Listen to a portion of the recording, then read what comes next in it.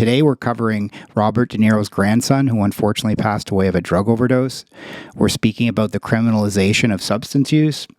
Also, we're addressing some of Whip's questions about law enforcement investigation techniques and ethics surrounding them. We're also going to address some of the misconceptions about fentanyl and the poisoning of our drug supply. And lastly, we're going to cover some of our thoughts on drug policy generally. Thanks for joining us.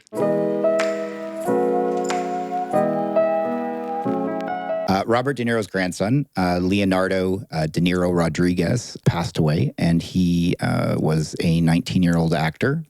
The context of his passing is that he was the victim of an overdose, and that's a story that's been in the news. It happened, I think it was on July 1st, and a family member, friend, I think it was a friend, called for a welfare check on him on July the 2nd, and it turned out he passed away on the 1st. They went through his phone, as I understand it, and found text messages from between him and his dealer, who is a 20-year-old young lady herself, who has been arrested for narcotics trafficking, and she's currently facing 60 years of jail time for the charges that they've put on her. But I guess for murder or for trafficking or for, I don't know. You get 60 years for trafficking? You can, yeah. Yeah, I thought they were like charging her with some like crime, like manslaughter or something like that. So I'm not sure of the. Okay. That's a good point. We probably should get into that. But the way I understand it is, it was just several narcotics charges, and interesting. Very interesting. We'll put it on the screen here what she was actually charged with. So forgive me for not having that actual detail, but a lot of charges. The part I'd like to discuss is the text messages between this young lady and the deceased were somewhat interesting. Where she said, "Oh, I don't want to kill you." It's kind of it's something to the effect of it being very strong. It's very potent. Yeah, and I think that ties into this issue, right? So, and there's a little bit difference between. I know I read a study in the, and we'll quote the study in the notes here, but in New York, where they fentanyl is expected in 19% of the substances, and again, it's really loose as far as who they're asking these questions to, but it's apparent, I think, in 82% of the opiate-related substances in New York at this point, but it's only been expected by 18%. Now, in Toronto, and again, it depends on what community you're asking this to. So I think I don't know how much we can read into those actual studies, but there is a lot of people that, most people in the communities that we support know they're getting fentanyl, and that's actually what they're looking for. It gets really tricky, and, it kind of covers some lines about people that are substance dependent are often, selling it as well. So it's complicated, right? There's no simple answers to this. Absolutely. So what I'm hearing is that a very tragic story, and sadly, these tragedies are more and more common, and they're so common now that celebrities have family members that also have it happening to them as well. And the part that's interesting, I mean, I hate using words like interesting or curious because it's just all tragic, is that the person was charged, a 20-year-old person. She was charged with crimes and could face 6 years in jail. And she was charged for something that many people do. Yes. And many people aren't charged with going to jail for 60 years. And I don't know how much this reflects the difference of the philosophy in different states within the United States versus Canada. I think about a couple of newspaper articles I read where a couple of doctors or a nurse practitioner were charged with murder for overprescribing drugs that patients became dependent on. I think of Canada where we have prescribers that are part of these programs where they're giving much, much, much higher doses of opiates to keep people dependent on them, to keep them away from this unpredictable fentanyl.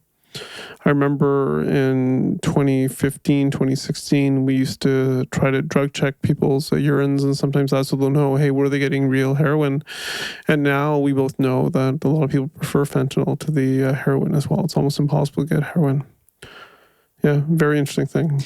Yeah, it's a complicated problem, and So the name of this individual is Sophia Marks. She's 20, and I guess some people call her the Percocet princess, and she sells to a lot of young people. And this transaction she sent over in a driver service. It was she charged $105 for a handful of pills. I suspect that this case has gotten a little bit more attention because of the celebrity aspect to it. I don't know. I don't want to. I don't think this is an everyday occurrence that everybody who sells and someone passes away is ending up with facing 60 years of charges. That doesn't seem to be happening in a widespread manner. And I think the difference between and I'm not saying this is why it's happening, but there is a big difference between the Canadian justice system and the U.S. justice system in that most of the judges, I think, in the U.S. are elected, or a lot of them are elected. Interesting. I didn't know that. And in Canada, none of them are elected. So sometimes I've been told that's one of the theories why, our American friends end up with some 300 and 400 year sentences for different things. I mean, obviously, the difference between a 200-year sentence and a 400-year sentence, but tough on crime. Do they have to be lawyers to become judges? I'm so ignorant. That's a good question. I'm so ignorant. In Canada, they do, I understand, but but I don't know in the States if they do. I mean, this is so tricky. Because what angle do you take for this? Do you take the angle of how to protect De Niro's kid? How do you help De Niro's grandkid protect himself? How do you help him pick up the skills? Do you find the people who are trafficking, although a lot of people who traffic use, and that's how they fund their habit? Do you find them before they sell it?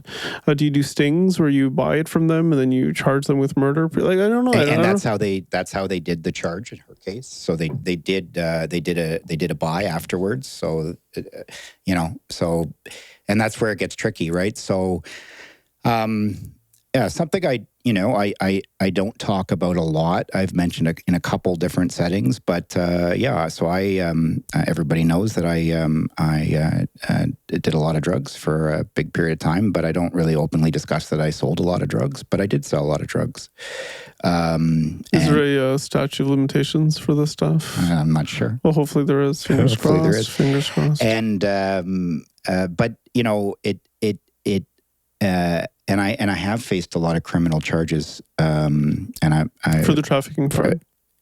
Yes, for the trafficking part. Thank you for nailing that down. So. Sorry, sorry. We're talking about something serious, and I'm just like, this is drugs that I was charged with selling. I didn't sell. They had somebody put them there. Right? They paid somebody. They paid a friend of mine $700 to put a bag of drugs in. What? Yeah. This isn't shocking. No, it's like you see it in cartoons all the time, right? Like, they what do you call? They'll kill the black person, then they'll put the gun and the drugs on them. It's like this Simpsons kind of. I'm not gonna. That's obviously horrendous, and no, it is horrendous, but it's something that's so horrendous and so true that what can you do other than have this black horrible humor? No, that's horrible. But man. Somebody made the determination that I was doing it, and I was. So, what they do? They find another. They got to make sure that they find. How do you know where that person's got enough drugs to meet the threshold of a charge? So you only get one bust, right? Like you don't get more than one. Well, these busts are big deals, right? You've got they needed a search warrant. They needed there's I think 20 officers. They need a battering ram to go through a door. They had to close down a hotel to do this. It was a big deal. Oh, what you went through? Correct. Oh wow, that is really big. It's like a movie. Yes. It's like a they took 37 attempts with 37 strikes with a battering ram to get through the door and the hotel, and there was so much smoke or heat created from the battering ram that all the fire extinguishers went off in the whole floor of the hotel. It was literally like one of those like SWAT raids that you see like in Vegas or just think how long it takes for 37 strikes, and they had to change guys 3 times. It's like traumatic shit, man. Yeah, and you're on the other side of the door trying to open the door, but you don't want to quite be in front of that door. I don't know why they couldn't get in the door. It was an old hotel. But they couldn't get. They couldn't get. You don't want to be on the side of the door when the battering ram comes through, because it is like a very traumatic experience. But the point is they got to make sure if they're going through all that thing, the person's got the drugs on the other side of the room. And I didn't even know that the drugs were there, but they were, kind of tucked into the couch, right? So because my friend was there, right? That's how they. Oh, he's in the room with you? No, he was in the room 20 minutes before. Oh my. So, and then he left, and it took, a year and a half before that full story came out, and he came clean of it. And did they pay him? Did they reduce his charges? $700 cash. Oh, so it wasn't $700 of drugs. It was $700. No, they didn't give him drugs. I'm not suggesting that. They gave him cash. They give cash. But maybe I just have a false sense of ethics. It just seems wrong to am I wrong? Or is it that because you were selling anyways that it's okay to do ethically? I don't know. It just seems wrong. I think criminalizing somebody who is clearly struggling themselves is wrong. I think criminalizing. Oh, but this is a different level of wrong, though. Is this ethically right? No, it's actually, of course not. It's horrible. Yeah. So you're right, and then and yes, it was right. Maybe I just have no sense how the world works, right? It's. I'm not suggesting that's how the world works.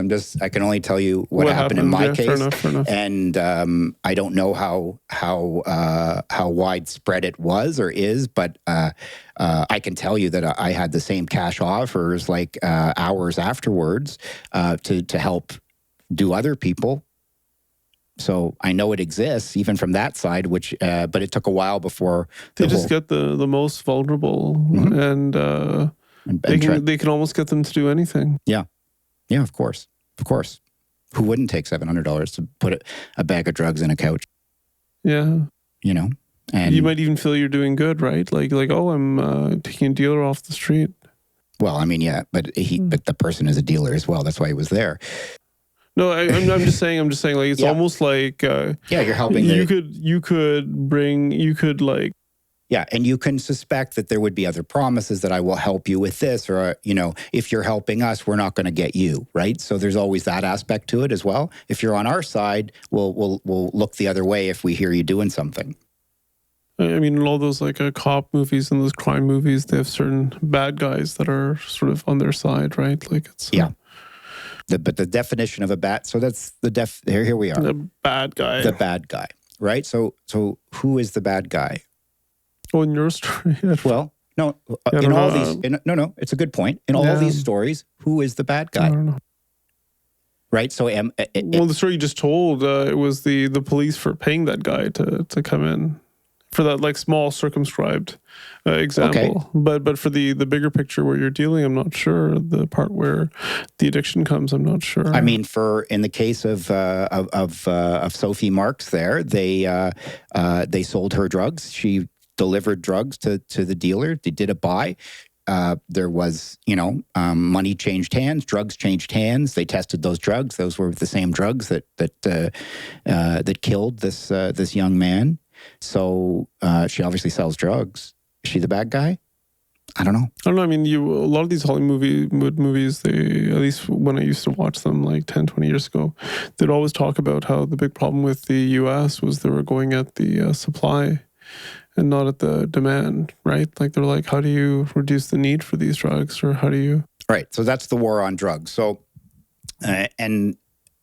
are you helping right? They're not working on we're helping on the demand side, right? That's what we're trying. We're trying. Well, that's what we do, whether we do it successfully or not. Fair enough. Yeah. But we're not working on what I mean by that is we're not helping on the supply side. We're not in cahoots with the the tough on drugs people. We're not giving the addresses of our patients to the law enforcement and saying go arrest these people because I think they've got a drug habit.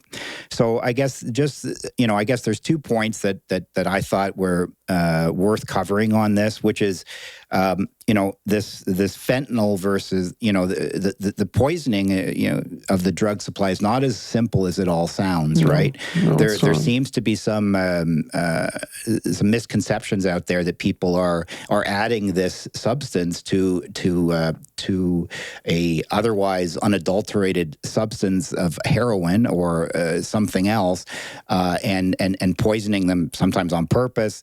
But no, that's not true. that's not the way that it No, works. it's just the product they have. Right. It's just the product they have, but also beyond that, it's also what a lot of the individuals that are using the substances are looking for. At least for the patients that we see, a lot of them are looking for fentanyl. Yes. I can't say for the States and stuff because the percentages are moving in the direction they are here, like they're where we were several years back. But here now, we both know this. I mean, like we remember 5-6 years ago, people were like, oh, it's got fentanyl. I don't want to go see that dealer anymore.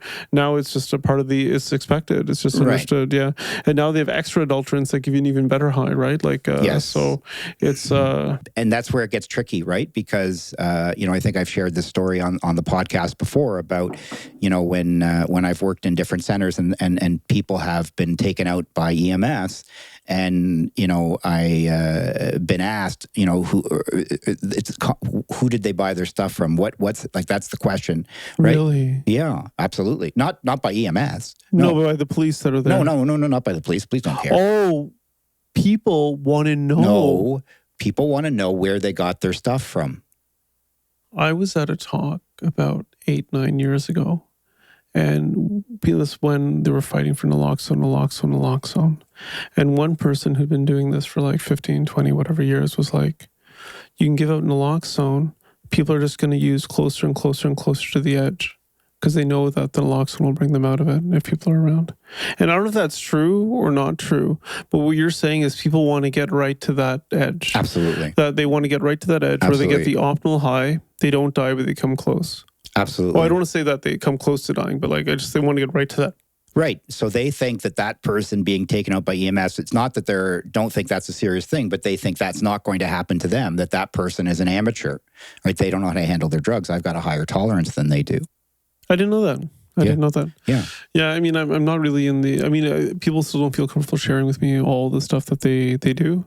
Right. And so... But also you get the same thing of when you're giving somebody naloxone is that it's not usually a happy outcome for the person, right? No, it's not. You're putting somebody in precipitated withdrawal by doing that, correct? Yeah, you're causing withdrawal. Yeah. Right. So, and they don't think they had a problem. That's the problem. So they don't know how close they were. They don't know that they sometimes stop breathing, right? And that gets very problematic because, beyond the fact that sometimes when you use it, the person comes out actually angry, physically violent or swinging at you. What are you trying to say about you're saying that people don't want naloxone? People want to receive naloxone. Yeah, I've never administered naloxone and to somebody who wanted it. Well, they don't. Okay, so let's be clear about when you're administering naloxone, somebody is not able to speak or communicate. Yes. So that's the only circumstances that I'm familiar with that you're supposed to administer. Yeah. So it's not like you can't ask what they want at that time, right? Fair? Yeah. Okay. So, but after somebody comes back from naloxone, I've not yet, I'm not saying, I'm sure it happens all the time, but no one's been grateful to me for helping them. Yeah. Well, maybe, I mean, the thing is, you're just so focused on getting the person breathing, being alive. But ideally, it'd be great if you could do like a slow push where it goes in and then just like slowly increase the right amount. Right. When they're breathing. Right. And that's so, and when you're using the IM, which is the intramuscular version, I do use it. I have used it slower. Right. So, I've done the training. I've actually done the training, train the trainer. Oh, you're a trainer? Yeah, well, years ago. But even that, they don't really give you a whole lot of like go slowly kind of advice on that. But because after you've used it once, then it's when you're on the second and third. Then you're. Yeah, so because especially nowadays it takes like sometimes 3 injections, right? Right, and you don't know what, and the problem is you're not even sure what you're going up against, right? You don't know if there's benzodiazepines in there. You don't know if it's xylazine in there. So if it's xylazine in there, then it's not going to do anything. No, it's not. You may be able to restore their breathing, but they're still not going to be conscious because the xylazine has made them unconscious. So it gets very complicated. Yeah, basically, I think what you were trying to say was that people want that optimal experience, whatever that might be. Right. And while there may be fear in the States, or it's fentanyl, it's bad, it's fentanyl, it's bad, we went from here being like, it's fentanyl, it's bad, to like, I want fentanyl. Yeah. I've never done heroin. I don't even know what heroin is. Yeah. So most of the people I support have never done heroin. They haven't. they've just done fentanyl. I mean, because that's, if you've only been doing opiates for a few years, that's all there is. There was the issue around fentanyl, right? And you want to make it sort of clear that, hey, we're in a different world now, right? At least here in Canada, where all we really have is fentanyl, and that's what people want, and that's what they use. And there was that difficulty around ethics, like, is there actually a bad guy in this? And the charge, I don't know why it bothers me, like, for the 20-year-old to be charged. Maybe it's just I don't see it as a solution to all of this. Right. I mean, I think this tough on drugs. On one person. Well, I mean, they haven't been able to incarcerate their way out of this problem so far. Yeah. Right. I mean, I think that's pretty well a settled thing. This, they filled the jails up with as many kind of dealers of substances as they possibly could find, and yet the problem has never been worse. Right? Yeah, I don't know. Are they putting people in jail in Canada? Yeah, they're putting people in jail in Canada, not to the same extent, but yeah, I can tell you as someone who's been in jail, they are putting people in jail. Yeah, fair enough. But to the are they doing it to the same extent? No. I mean, certainly, in Vancouver, you can have up to 3 grams of any substance on you, and you're not getting charged. In Toronto, it seems like it almost feels like that's where we're at anyway. I think the possession charges are few and far between. Yeah, I mean, it's almost like they actually, I shouldn't say I'm not in that environment, but it doesn't seem like they're charging everybody who has drugs on them. No. It doesn't seem like that, and I don't know what the percentage of charges are and up and down or whatever, but it feels like they are certainly down. It's which I think is I don't know. The drug problem keeps getting worse yet. So we haven't fixed anything. You can't say that there's I don't think anybody thinks we're even going in a better direction. I don't know too many people that say, okay, this is where we should be. No, I mean, we don't have access to treatment. Correct. We don't have access to the level of harm reduction or a regulated drug supply that a lot of the advocates are looking for. Right, and I think that's the controversy where we're at right now, right? So there's many people that say, and certainly in Canada, that the problem is the bureaucracy won't allow us to give people more safe drugs. And if they would, then we would be, then that would be the panacea and everything would be fine. But there are some of us on the demand side that suggests that might not be the panacea you think it is. Yeah, no, there was an article in the Globe and Mail today, and I mean, I think the person was just saying that. I mean, we're at the point where people differentiate, right, between addiction versus substance use too, right? They say that there's addiction, which might be whatever it is, and then there's substance use, which is more like a choice and recreation and fun. You have your coffee, I have my beer, you have your fentanyl, I have my crystal, and which may be the way it should be. I don't know how it should be. I just think it's like, this is such a big bag of worms. I don't know if you can use that example. And there's all these stories where there's almost no congruence, right, around. So I'm gonna keep you accountable on that last thing. So you don't know if that's the answer. Do you think that should be the answer? Do you think that potentially the answer is that there should be more supply for people? You think if you had you think if we legalized or decriminalized, legalized, I guess that would be if you should have that scenario of having your bag of meth. Do you think I think people who use drugs deserve to know what they're using, and there should be a way for them to figure that out. Yeah, I don't think putting all the money into having as that being the only intervention. I can't see that. I mean, the philosophy of care that we, well, I say we, but I shouldn't speak for you. I mean, I really just want to know what's important to the person, what they care about, what the challenges are. And then over the course of several visits, you try to figure out, would they meet criteria for any psychiatric diagnosis? Do they have any medical conditions that require interventions? Are there any personal, social, spiritual things that are missing in their life? Are there certain therapies that would help them process the world a little bit better? Anything that can replace whatever the drug does for that person? And then you try to create a space where they can move in that direction. Right. I'm old, and I've gotten to the point that like it's embarrassing, but like I don't even want to have a beer at night sometimes because I'm a bit tired the next day. Right. Mm-hmm. Like if I can just avoid it, I'll avoid it.